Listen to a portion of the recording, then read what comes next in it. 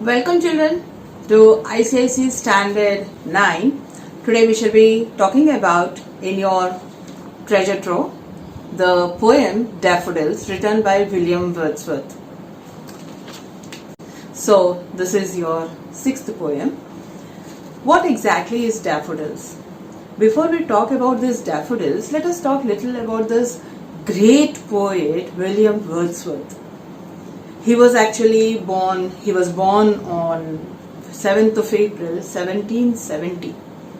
See, it is the age of 1700s, and just imagine that what kind of words he used to use and how nicely he used to put his experiences, the feeling, whatever he used to have in the form of his words, in the form of the small poems he used to put, and just see that it is till date he is one of the greatest poets who he is unbeatable. So nicely he used to express the things. And in 1770 he was born on April, in the same month, in the month of April 1850 we lost him. After 80, he worked for 80 years and we lost him, and from the very young age he started writing, because these poets have that instinct of writing. And some or the other, the writings, the poems, whatever they see. And this poet particularly, he was having a touch with the nature, and he was so very inspired, and he used to get carried away with the nature. He used to move off, like it is his other poem also, it is Solitary Reaper. It's also something like he was moving in the valleys and mountains, and he was moving in the valleys and mountains, and he got inspired by that one, and he has written that Solitary Reaper there. And today he is talking about this daffodils. Just look into the small introduction of this poet. No study of English literature is complete without the reading of this person. If you are into the literature, if you are talking about your language and all, this person is the highlight. You have to read something or the other. In any of your textbooks, right from it is 5th standard to 10th standard and 12th standard as well, you have so many poems, one or the other. You get any of, at least one or two, you will be getting those poems, and you will be like, it is William Wordsworth, you have to read his poem, that's it. It is prescribed into any of your curriculum. Who is perhaps the greatest and romantic poets, and who railed off the use of everyday language, common. And his language, that is the main part. His language is so very simple. It can be understood by anyone. Simply when you're reading, it can be understood. And here the speciality is, when you're reading any of his poems and all, you feel as if you yourself are in that particular position. You're enjoying those all things. That is what you can feel, and the simple language he puts on into is really, you can appreciate the person for in those times, what the literature he has used, and what is that particular words he has used, that you can today also understand and feel the same kind of expression at that time, whatever he felt like. So this is his small introduction, and he was born in UK. He is a London person. So your daffodils starts in this way. Actually, this poem Daffodils was written in 1802. Something it is told like it is 1802 से लेकर 1807 तक लिखा गया है, but it is we believe that it was written in 1802 when he was traveling along with his sister, and he was roaming about somewhere in the valleys and mountains and all. He was roaming about, and he felt that one, how nicely they exchanged the experiences, that he has written in the form of poem. And in 1807 this poem got published.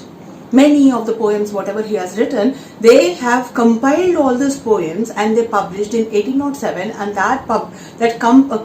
whatever they have compiled, the compilation is known as the 2 volumes, the big 2 volumes. All the poems were put into one book, and they have published at that time. For the first time, these kind of many poems, they have first time seen the light of print.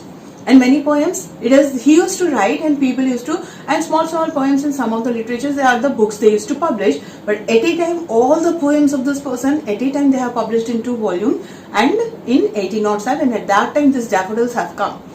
Daffodils, when you are looking into, it is like, what exactly is this daffodils? It's the flower. It's a big flower, something like, it is not that very big as sunflower. It is little smaller than sunflower, but it is almost like the sunflowers only. They rotate towards your sun. As the sunflowers are moving, they are facing towards the sun as the sun is moving and all. These also do, and it is like they are not counted into sunflowers. They are daffodils, and you have a way, like when you see the daffodils, It is a huge path of your daffodils you can see. It's not one plant having one flower onto that one. Rather, it is like the path is full of the daffodil plants, and you have all the flowers at a time being open, and you have the series of, and you can.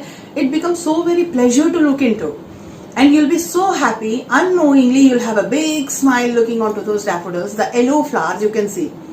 The smile automatically comes, means you are so much of pleasure from inside. You are so happy from inside. That makes you laugh, that makes you smile, and you are enjoying it. And you see, when the winds are blowing, when the wind blows, it so happens like the all the daffodils, all the flowers just swing like this, and we feel as if they are dancing in a rhythm, and that is how we enjoy. So let us start the poem. So this is the introduction of the poem. So let us start the poem. I wandered lonely as a cloud that floats on high over vales and hills. Yeah, by the way, just pay attention. Whatever the glossary I have given here, that glossary, see that you are making a note of those whole of the things first in your textbook with your pencil. Underline all the things, whatever I have given the meanings here. Then start with your explanation, or when I have completed my explanation, then go with your revision part, so that whatever the words, the meanings are written there, you can understand. Sometimes it becomes little words which we don't use in our common language. Those are being used in your poetic language. That can be a part of. So put the meanings there and then go with the revision. Then start this video and then only go with the explanation. Listen to the explanation. That will be better, and it will be better understood by you. Clear? I wandered lonely as a cloud. Wandering. What is wandering? यहाँ वहाँ भटकना. मैं ऐसे ऐसे भटकता हुआ जा रहा था, and like a cloud. What is this? Cloud is somewhere up in the sky. So what is this? तो एक cloud का एक रास्ता नहीं होता है. The cloud is there, and when the wind blows, the cloud also keep on moving. And I was not definite in my path, so I was just wandering here and there. हम लोग घूम रहे थे along with my sister. The sister is not put into the poem, but at that time he and his sister were moving in that particular place. तो दोनों घूम रहे थे, and they were like seeing that thing, they were discussing, they were laughing, they were talking, they were like enjoying, and they were taking the pleasure of nature. And this person is very near to nature. His maximum all the poems are about nature, and what are the experiences he can get from nature, those only are depicted here. So I wandered, भटक रहा था, इधर उधर घूम रहे थे. Lonely as a cloud. As the cloud is moving, as the air is moving, the cloud moves on. Wherever the air pushes, the cloud moves. I also started wherever I feel like वो कुछ अच्छा लग रहा है, ये कुछ अच्छा लग रहा है, तो हम इधर चले गए, हम उधर चले गए. So I was wandering like the cloud that floats on high over vales and hills. Where is the cloud floating? It's floating somewhere on the high hills, vales and valleys and all. It's floating. The same way, on the ground, on the earth, in the valleys and all, I am also floating like that cloud. When all at once I saw a crowd, a host of golden daffodils. Suddenly, all at once. Suddenly, I saw a crowd of daffodils. I just saw it as suddenly I was moving, and suddenly my eyes went on, and I saw it a huge crowd of daffodils. So it was like I got caught, and I just ran that side, and I wanted to see and enjoy my daffodils, whatever those daffodils were there. Where the daffodils were? Beside the lake, beneath the trees, fluttering and dancing in the breeze. You can even see how rhythmically he has written. What is the rhyming scheme also you can find out here. Beside the lake, the whole of the daffodils, whatever the path, the trees are, the plants are put up, it is just beside the lake. And under the trees, this side you are having the big trees, and it is almost under the trees, this flowers are nicely, they are blossoming there. Fluttering, as the air is moving, they are just fluttering. We say the butterflies flutter their wings. The same way these are also flap कर रहे हैं, wings यानी कि उनके petals move कर रहे हैं, उनके leaves move कर रहे हैं. So it is fluttering because of the breeze, whatever is going from there. Fluttering and dancing in the breeze. Say to the clear till here. First stanza we have completed. Clear. Second one we are starting here. It is Continuous as the star that shines. First one he has given like it is, the daffodils are there. Now he is making a comparison. The metaphor he is taking here, he is making a comparison. What is the comparison? Just like the stars. Do you have, when you see the stars in the sky, do you have any limit for that one? Ki this is yahan tak stars khatam ho gaye. Is that the limit you have? The stars goes on and there is no limit for that. Here also he says, when I kept my eye here, I could see that the path was so long, there is no limit. Just it was like a path of our stars. He is making a comparison. Continuous as the stars that shine and twinkle on the Milky Way. The star's path is known as your Milky Way, as you are into your science and social. So he says, as same as the Milky Way you can see, the same way here also I can see the so very long, यानी कि उसका कोई अंत नहीं है. There is no limit for this one. So इतना बड़ा path मैंने देखा. They stretched in ever-ending line. Stretched, no end for that one. It is like going, and where is the end? Along the margin of the bay. Bay is like we say it is the seashore, and here you are talking about the lake. So seashore, so along the edge of the bay. 10,000 saw I at a glance. He says, we say na लाखों देखे. It is an expression. We don't count, but we say it is the इतने सारे हमने देखे थे. So you are like, it is that many you have seen. So he says it is, I have 10,000 I have seen. Tossing their heads, the flowers are here and nicely they are tossing their heads. They are jumping here and there and tossing their heads in the sprightly dance. Sprightly is very lively and it is gay. Gay, it is very happily they are dancing. Okay, from here we are going with our third stanza.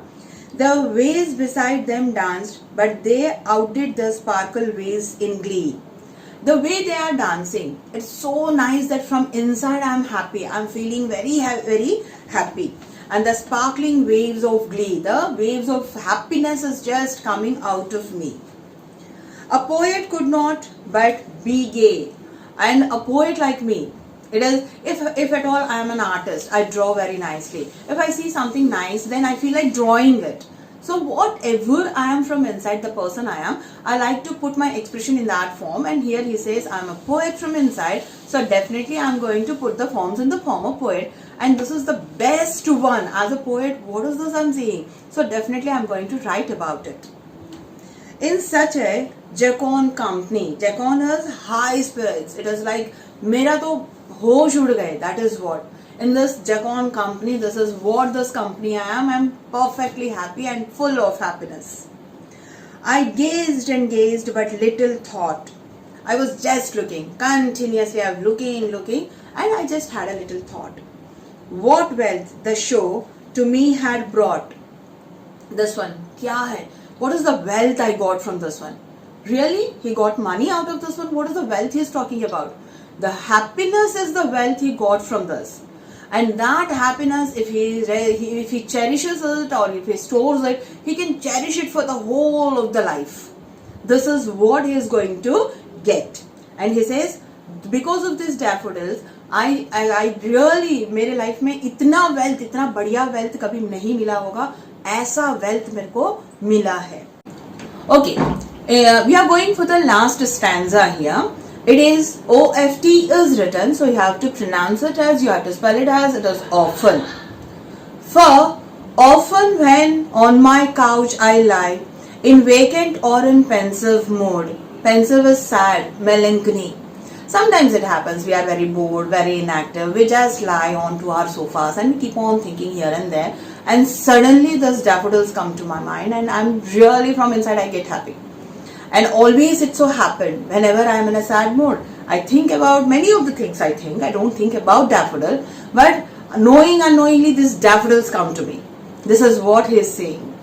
In vacant or vacant यानी कोई thought नहीं है, बस ऐसे simply हम लोग बैठे हुए हैं. In vacant or in pensive mood, they flash upon that inward eye. Inward, मेरे आंखों के अंदर जैसे कि पूरा का पूरा daffodils मेरे आंखों के अंदर आ गया है. It is inward eye, which is the bliss of solitude. Solitude is loneliness and bliss is happiness.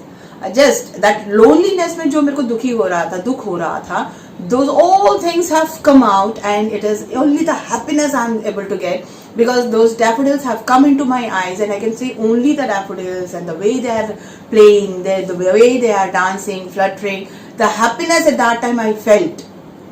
जब हम वो देख रहे थे, जो खुशी मेरे को उस वक्त मिली थी, वो आज भी सेम, जब भी मैं उनके बारे में सोचता हूँ, सेम खुशी मेरे को अंदर से होती है. I feel so I get filled up with energy. When I am sad, when the ideas or the thoughts come, I get active. I am so happy from inside. Even in my loneliness, I get happy. And then my heart with pleasure fills. My heart full of pleasure. I am very happy. And dances with daffodils. Even my heart keeps on dancing with the daffodils. So this comes to an end with your poem. Hope you have understood. Good day.